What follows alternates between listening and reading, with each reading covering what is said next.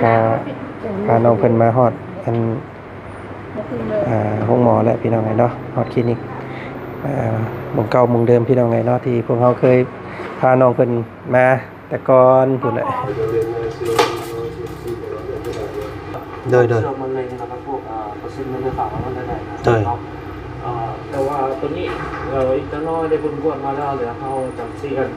อธิบายรายละเอียดให้อีกพร้อมเรื่องเนาะและสิ่งแนะนำอีกพร้อมเรื่องนะโดย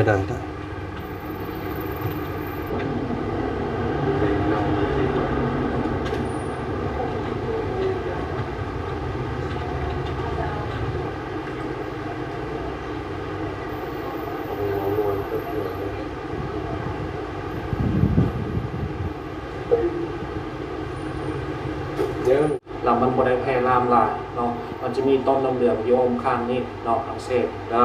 อันนี้เนาะแล้วโครงการตัวเลือดในมันนี่ทัวร์เม็ดเลือดขาวอยู่ในเกณฑ์ปกติเนาะเม็ดเลือดแดงปกตินะแต่จะขาดพวกวิตามินเนาะ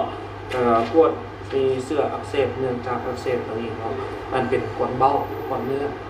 บริเวณอยู่แก้มเบื้องซ่าเนาะของเรานี่เนาะตัวนี้เนาะเสื้อมะเร็งในปัจจุบันก็ลงแล้วเนาะ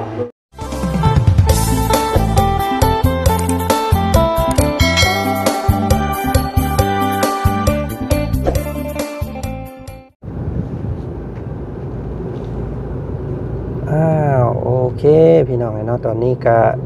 ทางเบาจันเนาะได้นำพา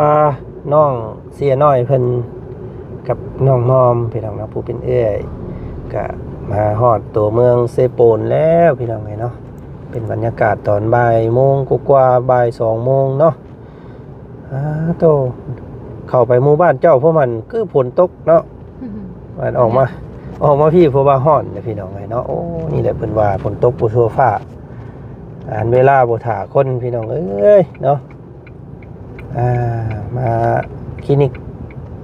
เวียดนี่คือเก่าเด้อพี่น้องเนาะทางพวกเราก็เคยนำพาคนป่วยคนเจ็บเนาะมาลาทานอยู่พี่น้องเนาะคลินิกนี่ผู้ดีแน่ผู้เศร้าแน่ผู้ส่งผู้เศร้าก็หลายพี่น้องเนาะผู้เศร้าก็หลายเนาะไปลงถังนี้เด้อน้องเด้อไปพี่น้องเนาะมาเขาว่าพี่เลยลูกมาเนาะโอเคไปเนาะพาคนป่วยมาอีกแล้วโดนแล้วว่านี่หมอบ่ชื่อบ่ให้หมอเพิ่นบ่ชื่อได้พี่น้องเอ้ยเนาะน้องเพิ่นเคยมาตั้งแต่ปีก่อนพุ่นชื่อน้องเสือเนาะนั่งลูกนั่งเนาะนั่งครับเสือเนาะอายุจะปี15ในบ้านไหนก่อนละเตืองบ้านละเตือง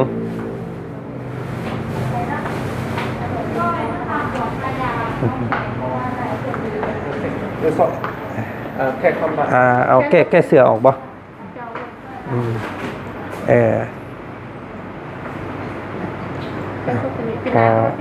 พาน้องเพิ่นมาฮอดอันห้องหมอและพี่น้องไงเนาะฮอดคลินิกหมู่เก่าหมู่เดิมพี่น้องไงเนาะที่พวกเขาเคยพาน้องเพิ่นมาแต่ก่อนพุ่นแหละของเจ้าก็ได้เบอร์912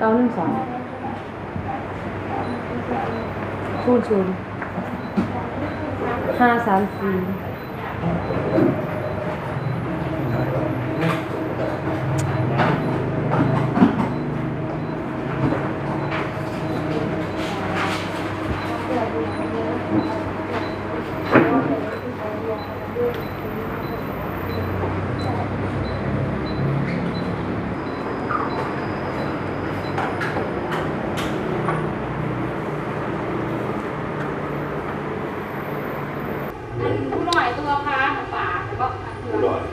พาไปพังไทยก็เอาคือเอายาให้กินซื่อๆเนาะแต่ว่าตอนนี้ยังได้แล้ว แม่นย่างได้แต่ว่ากระเพกนั่นแหละ ก็หมอก็เอาตัวก็หมอดีกว่า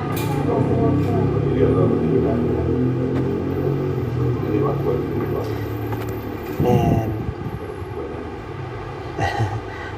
อันนี้น้องคุณนี่เคยมาคลินิกนี่ตั้งแต่ปีก่อนนะสาวแพทย์จือบ่ ยังยืนเรียนนี่บ่ฮอดปีเลย ซีเมนต์เนาะยังซีเมนต์คนเก่าพุ่นมาตอนนั้นเศร้าแล้วบัดซีเมนต์ป้ายาพี่น้องไหมเนาะยาที่แพทย์หมอเพิ่นให้มันบ่ต่อเนื่องก็เลยขึ้นมาอีก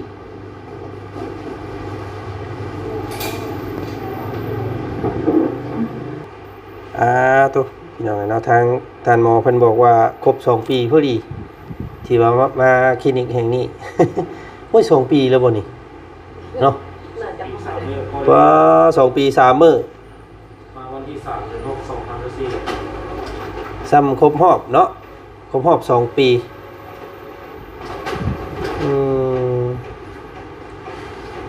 ภายในระยะเวลา2 ปีพี่น้องเนาะก็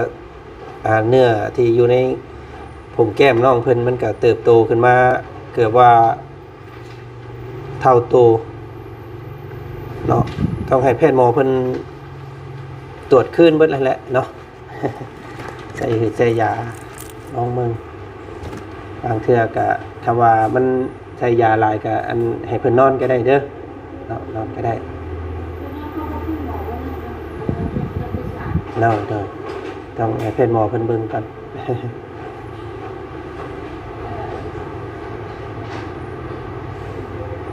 2 ปีกับ 3 มื้อพี่น้องเนาะเพจหมอเพิ่นนั่นตรวจอันเบิ่งประวัติเก่าที่เคยมาเนาะน้องเสือ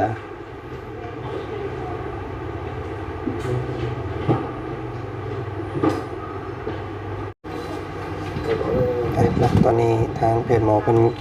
ยังลือประวัติเก่าที่เคยมาตรวจอยู่ครบ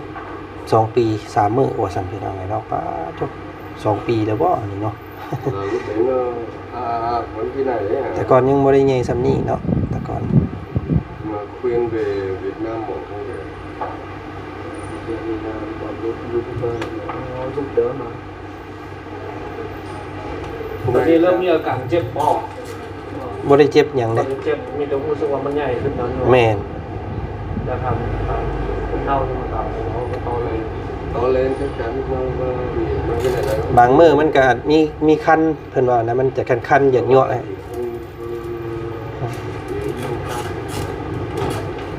hay đưa về bệnh viện đi đứa đời này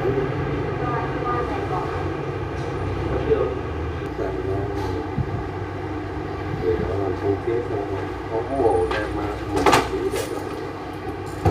tôi rất là người cho lên siêu siêu của nó đẹp rất là đẹp โดย เชื้อมะเร็งนะครับพวกเปอร์เซ็นต์มันจะต่างกันได้ไหนนะ ใช่ แต่ว่าตัวนี้อีกน้อยได้บุญกวดมาแล้วเดี๋ยวเขาจับซีกันอธิบายรายละเอียดให้อีกพร้อมหนึ่งเนาะแล้วสิแนะนำอีกพร้อมหนึ่งนะ โดย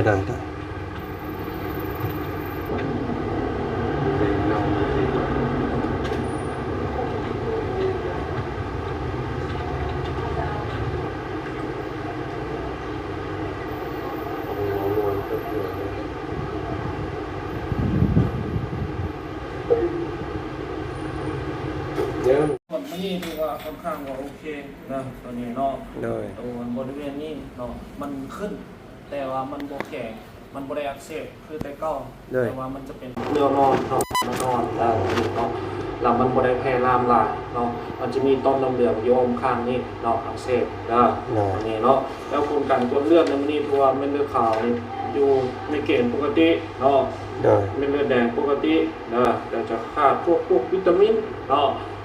พวกมีเสื้ออักเสบเนื่องจากอักเสบตรงนี้เนาะมันเป็นก้อนเบ้าก้อนเนื้อนะบริเวณอยู่แก้มเบิ่งเนื้อซ่าเนาะของเรานี่เนาะตัวนี้เนาะแล้วเสื้อมะเร็งในปัจจุบันก็ลงแล้วเนาะลงแล้วถือว่ามันบ่ได้แพร่ลามเนาะตัวนี้เนาะจะมีตัวเนาะตัวนี้สีตัดยาก็ให้ใส่ยาแต่ตัวนี้เด้อกันดีแค่ยาแนะนำเนาะไปให้ไปภาพพัดออกมาแล้ว เลยผ่าตัดเนาะให้เขาผ่าตัดล่างมันนั่นออกแล้วก็กวดมึงตัวก้อนนั่นเอาว่ามันเป็นของพวกก้อนเสื้อมะเร็งหรือบอกเนาะเป็นก้อนง่ายๆแล้วก็รู้ก้อนก็ดี แต่ในแบบนี้มันโอกาสเนาะจะเป็นก้อนเนื้อหาสูงเนาะตัวนี้แต่มันไม่ได้แพร่ลามเนาะมันอยู่บริเวณนี้สองมา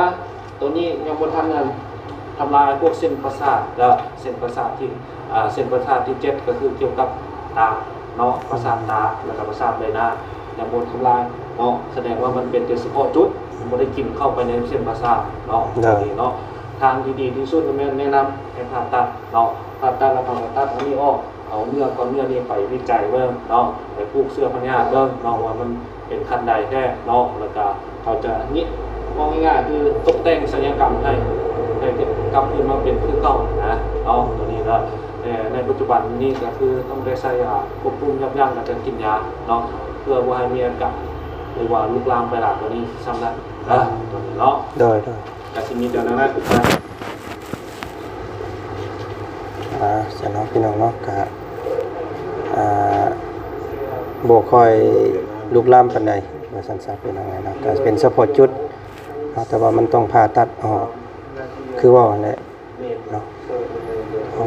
พี่น้องสิบ่ได้ไปต่างประเทศอีกแล้วบ่สบัดนี้เนาะทางคลินิกเพิ่นนี่ก็คือสิมีแต่ยาบรรเทายาต้านเชื้อเนาะ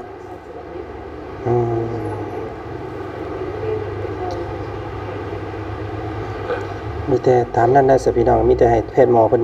จัดยาให้เนาะก็เดี๋ยวสิมื้อลมน้ำเมเพิ่นใหม่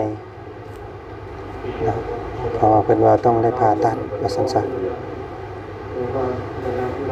ต้องลงไปแขวงพุ่นแหละเนาะไปแขวงหรือว่าฝั่งไทยพุ่นแหละพี่น้องเอ้ย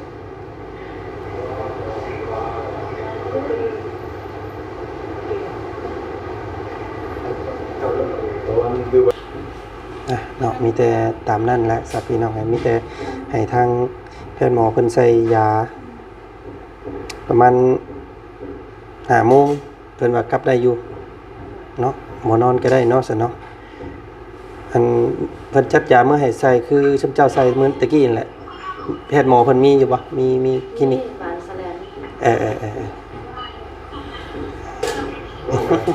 เจ็บบ่ครับเจ็บเนาะแล้วเก่งสิบ่ได้พาหมู่หำเพิ่น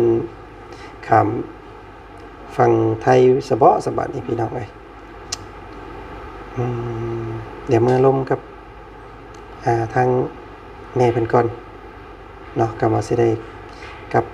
อันได้ไปไทยก็จังล้มกันไหมเนาะเรื่องการเดินทางเมื่อเบิ่งสัมมโนและไปไทยก็สิคล้ายๆกับน้อง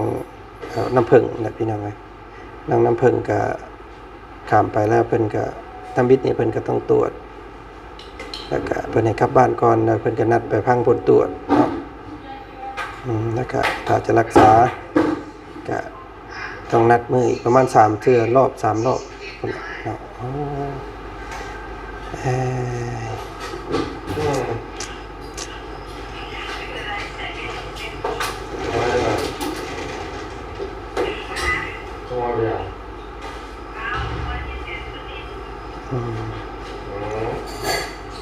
มีแต่ตามนั่นและสนเนาะนั่งเผาน้องอยู่นี่ถาเด้อช่วงประมาณ5 โมงสิวนรถมาหับเอาเนาะแล้วก็สิให้เพิ่นจัดยาให้ประมาณ5 มื้อเนาะเมื่อใส่อยู่เฮือนนำคำกะยามันดอกบ่เป็นหยัง เดี๋ยวสิแล่นเข้าไปส่งแป๊บเดียวแล่นออกมาได้อยู่เนาะไกลเติบได้พี่น้องเนาะประมาณเกือบ60 กิโลแหละแต่นี่ฮอดทางบ้านน้องเพิ่นโอเคเป็นนี่ใด 10 มื้อเนาะต้องได้ใส่แบบนี้เนาะภายในระยะ10 มื้อเต็มถุง2 ถุงบักใหญ่ เมื่อลองเบิ่งอีกเนาะมีทั้งยากินยาทาในยา10มื้อมันสิลงบ่พี่น้องเอ้ยเนาะถ้าลงคือรอบก่อนน่ะก็ดีเนาะแต่ว่าโรคตัวนี้เนี่ยต้องได้ไปผ่าตัดว่าซั่นพี่น้องในระหว่างที่ลำรอนี่ก็กินกินยารอเบิ่งก่อนเนาะเดี๋ยวสิปรึกษาทางแม่เพิ่นก่อนเนาะว่าสิไปผ่าตัดบ่หรือว่าแนวใดพี่น้องเนาะมันก็ต้องเว้าถึงงบประมาณในการใช้จ่ายและไปทางฝั่งไทยก็โอ้เบิดหลายแล้วพี่น้องเอ้ยรอบแรกนี้ต้องไปนี่เพิ่นตรวจเนาะเพิ่นตัดเอาเนื้อเยื่อแล้วก็กลับมาเนาะถือว่ารอบแรกนี่บ่มีหยังเลยรอบแรกนี่บ่ฮู้หยังแล้วก็เพิ่นสินัดมื้อนั้นมื้อนี้ไปเบิ่งผลตรวจอีกต้องได้ไปอีกรอบ2ฮู้ผมตรวจปึ๊บแล้วก็สิรักษาบ่ในงบเท่านั้นเท่านี้แล้วก็รอบที่3พุ่นแหละเนาะยันได้3เทื่อไปพุ่นคำว่าไปไทยนะประจันเคยพาน้องๆเพิ่นไปแต่เก่าเนาะ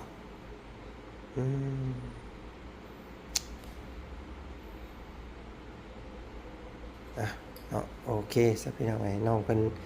ใส่คือใช้ยาแล้วตัวนี้ยังอีกน้อยนึงเนาะเดี๋ยวเฮากลับบ้านนำกันเนาะตอนนี้4 โมงกว่าแล้วเกือบ4 โมงกว่าๆเนาะไปเดี๋ยวติดตามเบิ่งโอ้ค่ำแล้วพี่น้องไอ้เนาะเผื่อออกเผื่อไปเผื่อมาอีก บ่เป็นหยังเนาะเดี๋ยวอาจารย์ลุยเองก็ได้พี่น้องไอ้เนาะอยู่บ้านแล้วเตือนเครื่องใจ กินก่อนข้าวตัวนี้ละ2 เม็ดแดง2 เม็ดก่อนกินข้าวก่อนกินข้าวประมาณ30 นาทีไอ้น้องๆเพิ่นอ่านหนังสือเป็นอยู่ อันใดตัวนี้ละกินข้าวแล้วกินตักอาหารตัวนี้1 เม็ดแดง1 เม็ดอันนี้ก็1 เม็ดแดง1 เม็ดอันนี้คือเดียว1 เม็ดแดง1 เม็ดอยู่กันแต่ตัวนี้3แดง3ตามเขาเขียนในอ่านเบิ่งตักอาหารทานจะกินข้าวแล้วท่านหมอเพิ่นจัดยาให้จักมื้อก็10 มื้อ10 มื้อโดยยากิน10 มื้อยาใส่4 มื้อโดย4 มื้อกับ5 มื้อมื้อนี้เนาะรวมเป็นนี่ถ้าเป็นอุปกรณ์เอาเมื่อใส่ยาเลือดไหนเขาจะตารางใส่ให้คือเก่าดีกายนี่แหละพี่กายก็ยาเขาใส่อยู่บ่แม่น10 มื้อคือกันนี่บ่ตอนนั้นเนาะ10 มื้อยาตัวนี้ยาใส่ถุงนึงตามเด็กอันจะเป็นยาเดียวกันเบิดคือกันเบิดเอาตัวใดก่อนก็ได้ถุงไหนก่อนก็ได้มื้อละถุงเนาะมื้อละเบิดนี้แล้วใส่ตามเด็กนี้ตัวนี้1อันนี้อีก2ตัวนี้ก็อันผสมทีเดียว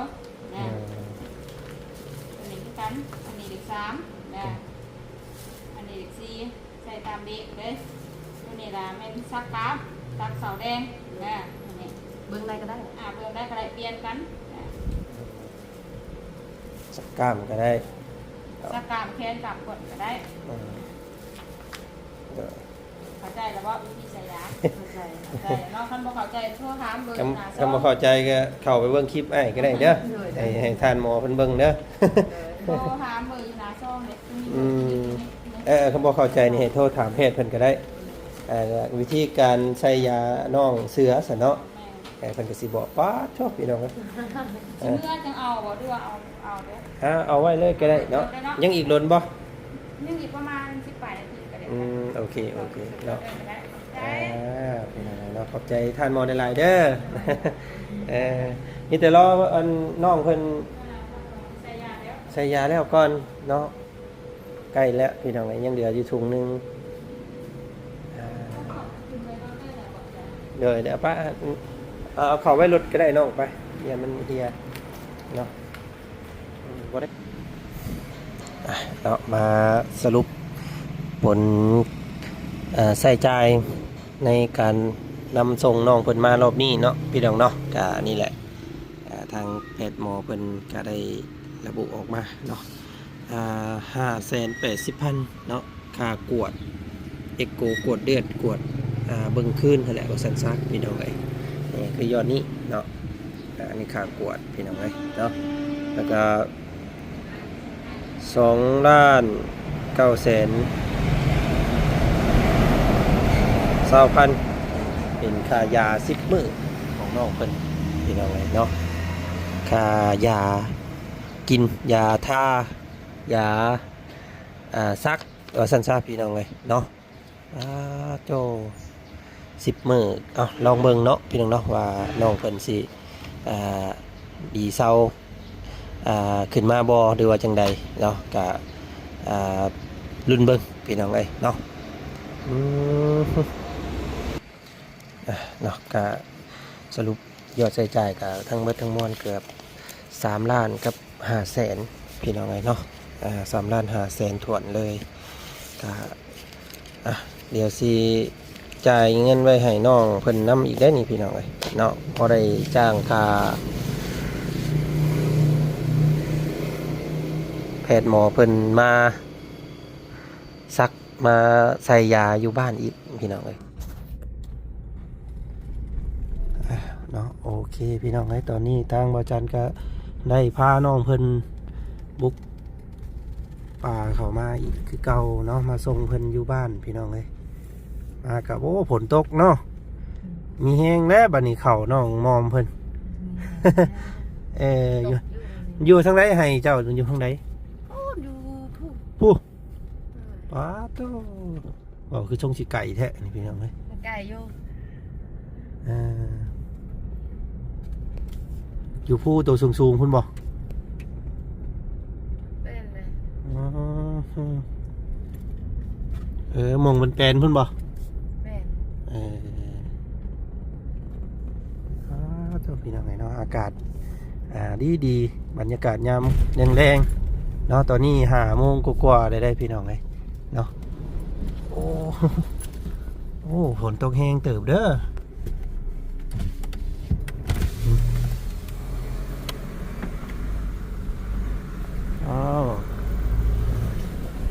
คำแล้วพี่น้อง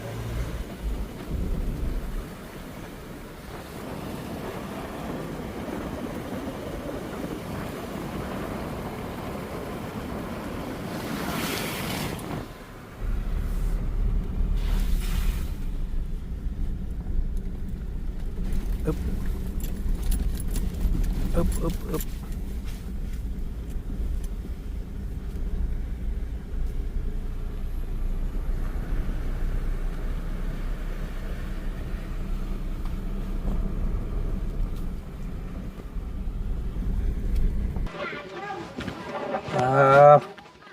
เนาะ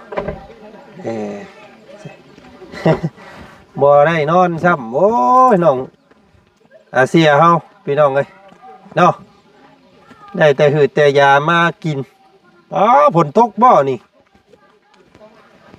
น้องมอมเพิ่นย่านฝนบ่ฮอดพี่อยู่พี่น้องเอ้ยเนาะโอ้ยเนาะมีแห้งแล้วอันเข่าในไห้ในหน้าเราพี่น้องเอ้ยเนาะ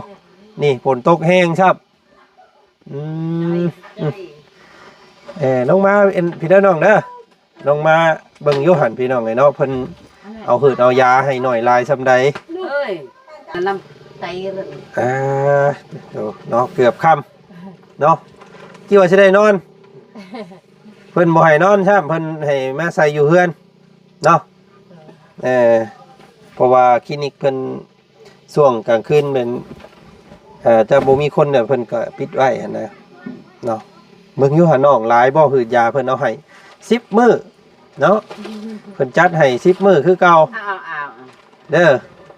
พากันใส่ตามที่หมอเพิ่นบอกเด้อเนาะกินนี่แหละพี่น้องไอ้นี่ยากิน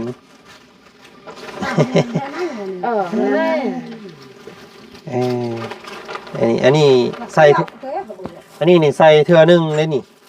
ใส่เข้ากระตูน้องเพิ่นนี่เทื่อนึงมื้อนึงเนาะเพิ่นจัดให้10 ถุงยานี่ทารถน้องทาบ่ทารถยาทายากินมัน4ตัวนี้มีจักถุงมี4 5 อัน5 มื้อเนาะเป็นตัวนี้นะ5 มื้อ5ทั้งมื้อนี้ตัวเฉพาะไส้นี้ ตัวยากินพี่10 มื้อนะ แม่ ยากินยาอันนี้พี่เนาะ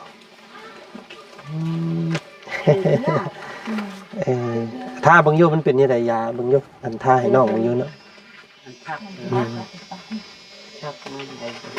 ชักฮะไอ้ เจ็บบ่เสือ ไอ้ เออ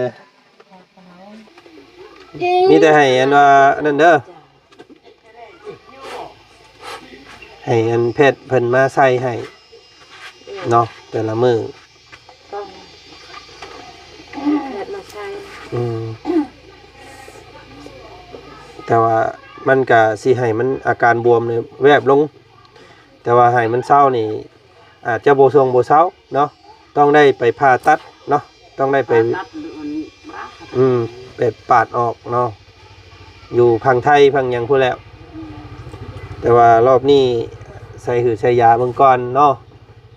เดี๋ยวโอ้ลมเบิ่งกันไปปรึกษาทางเมย์เพิ่นก่อนเด้อไปศึกษาทางเมย์วันก่อนเนาะ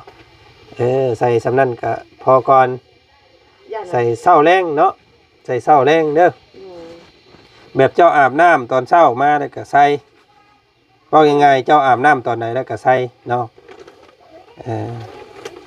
ทาตัวนี้มันสิอันแก้คันบ่ให้คัน อย่างอะไรมันเตรียมกับตก ก็มันตาอันไหนนะเตะเอาแค่ละไงเขาจะเอาไอ้น้ำปลาเด้อ มันมีเนื้อเนาะเพิ่นจะว่าเนื้อเนี่ยมันก็บ่ได้แข็งเพิ่นว่าเนี่ยมันเป็นเนื้ออ่อนๆมันเป็นอยู่นี่แต่ถ้าเฮาไปเอาตัวนี้ออกเนี่ยมันก็สิเช่าเนาะแต่ว่าอันนี้มันก็แก้บวมให้แล้วหลังจากใส่คือใช้ยาเบิดนี่มันก็สิยุบลงเนาะมันก็สิแวบลงแน่สังสารแพทย์หมอเพิ่นแนะนำว่าต้องไปผ่าตัดจังสิหายว่าซั่นพี่น้องเอ้ยเนาะคำว่าผ่าตัดนี่ก็สิบรรเทาไปแบบนี้แหละมันก็สิแวบลงอยู่แต่ว่ามันยังบ่ได้กินไปหลายเนาะมันกินแต่หม่องเดียวมันบ่ได้ลุกลามไปทางอื่นยังโชคดีอยู่เพิ่นเว้านะเนาะเมื่อเพิ่นตรวจมาน่ะเพิ่นยังบ่มันเนื้อก้อนเนื้อมันยังบ่ได้เข้าไปลึกนะถ้าว่าบ่ปินบ่ปัวก็จักแล้วอนาคตทางหน้านะมันหลายหลายปีเนาะอาจสิมันก็สิกินเฮาก็สิตาเฮาก็สิบ่เห็นหุ่งต่อไปนะเพิ่นเว้าประสาทแก้มประสาทรสชาติเฮานี่ก็สิบ่มีเพิ่นเว้านี่พี่น้องทางหมอเพิ่นอธิบายบอกก็อันตรายอยู่พี่น้องเนาะแต่ว่าก่อนอื่นก็มีแต่ปินปัวตามอาการไปก่อนเนาะน้องเนาะรอบนี้เด้อเนาะบ่ได้นอนซับ ว่าสิพาน้องเสียเพิ่นนอนอยู่เพิ่นบ่ได้นอนซับโอ้ยเบิ่งเดี๋ยวอันอ้ายสิเอาเงินไว้ให้อันไว้จ่ายค่าหมอเพิ่นเด้อแพทย์เพิ่นมาใส่หั่นนะเนาะมาใส่4 มื้อนึงเนาะ4 มื้อ5 มื้อก็ตีไปอันมื้อละแสนอันดาว่าสิเอาให้เนาะ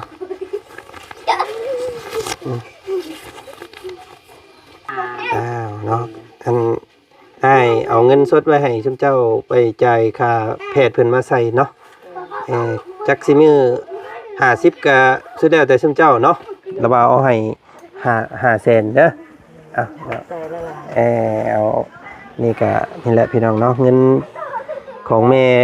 วันพี่น้องซื้อเพิ่นเด้อเนาะใส่หืดใส่ยาเจ้ามื้อนี้ก็เบิด3 ล้านปลายพี่น้องเนาะก็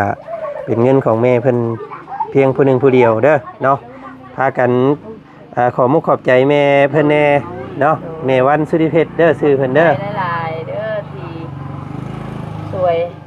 น้องไปห้องหมอ โดย ลุงสิว่าจังได๋ ให้เพิ่นอยู่ดีมีแฮงซั่นลูกเสืออันบอกเพิ่นแน่ลูกขอบใจแม่เด้อซั่น ขอบใจเด้อแม่วันสุริเพชร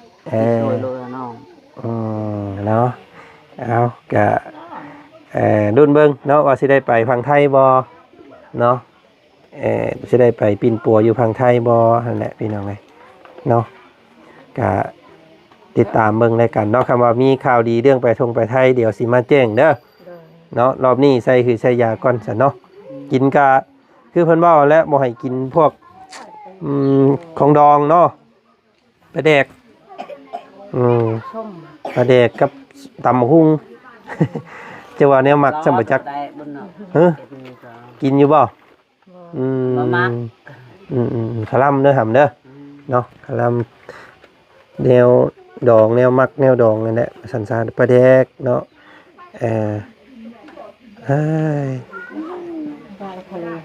เป็นรอบ2 ปีกับ3 มื้อ ทางหมอเพิ่นบอก เนาะคิดว่าล่ำปีล่ำใดนี่เนี่ยคือว่าบ่ได้ดนปานใดเนาะไว้อีหลีสันเวลานี่พี่น้อง ตายไป2 ปีแล้ว เพิ่นว่า2 ปีแล้ว2 ปีกับ3 มื้อตัวพี่น้องเพิ่นเข้าระบบเบิ่งในคอมที่ไปแต่ก่อนนะเนาะภายในระยะเวลา2 ปีนี่ขึ้นซ้ำนี่เนาะพี่น้องเนาะอันว่าตุ่มเพิ่นก็ถือว่าเป็นที่บ่นั่นปานใดซะเนาะบ่ไวปานใดเนาะถ้ามันไวนี่2 ปีนี่โอ้ใหญ่กว่านี้ได้แต่เก่าอันนี้ภายในระยะ2 ปีก็ยังซ้ำนี่อยู่ก็ถือว่าโชคดีของน้องเพิ่นอยู่เนาะ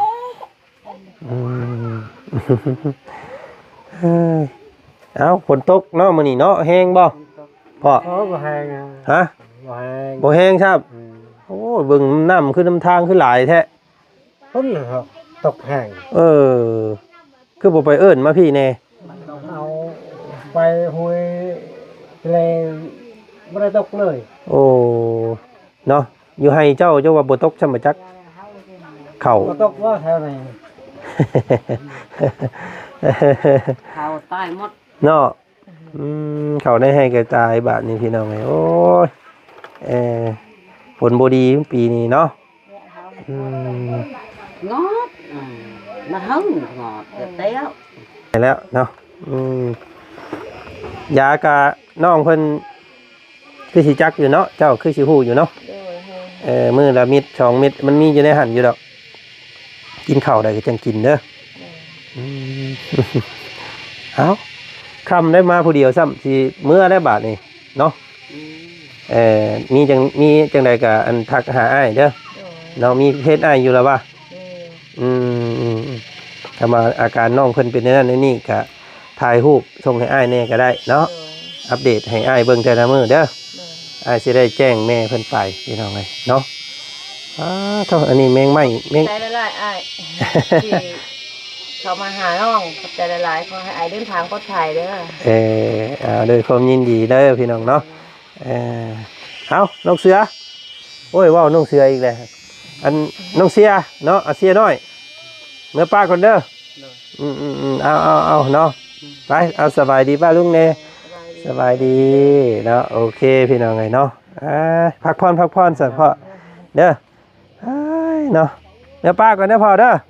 สบายดีเด้อสบายดีได้บ่ป่าไม่ได้ตลาดเฮ็ดมองเฮ็ดเช้าคุมโอ้บ่มองใหญ่ว่ามันก็บ่ถึกแล้วเนาะมองน้อยต้องซื้อใหญ่ๆแม่ป่าใหญ่ป่าใหญ่ก็นำลกโอเคพี่น้องเอ้ยเนาะตัวพุ่นละบัดนี้ก็ไว้ให้น้องเพิ่นใส่หืดใส่ยาลองเบิ่งพี่น้องเอ้ยเนาะทางบ่าวจันก็นำส่งน้องเพิ่นไปแล้วก็เพิ่นเอาหืดเอายาให้คือเก่าพี่น้องเอ้ยเนาะเพราะว่าคลินิกอยู่เขตนี้มันเพิ่นเฮ็ดขั้นตอนผ่าตัดบ่ได้ว่าซั่นซะก็จังไดก็ขอบพระคุณพี่น้องเนาะขอบขอบใจทางแม่วันเนาะแม่วันสุธิเพชรเด้อเนาะขอให้แม่จงอยู่ดีมีแรงจงมีแต่ความสุขเนาะสุขภาพร่างกายแข็งแรงปราศจากโรคภัยไข้เจ็บเด้อแม่เด้อเนาะให้มันให้ยืนพี่น้องให้เป็นโฮมโพโฮมไซให้ผู้ทุกข์ยากหรือว่าผู้เจ็บอีกต่อไปพี่น้องเนาะก็ขอบพระคุณเด้อเนาะน้องเพิ่นก็ บ่ฮู้สิหาคำขอบมุกขอบใจแนวใดว่าซั่นพี่น้องเนาะก็ตื่นตันไปเสร็จแล้วพี่น้องขอตัวก่อนคลิปนี้พุ่นแหละพ้อกัน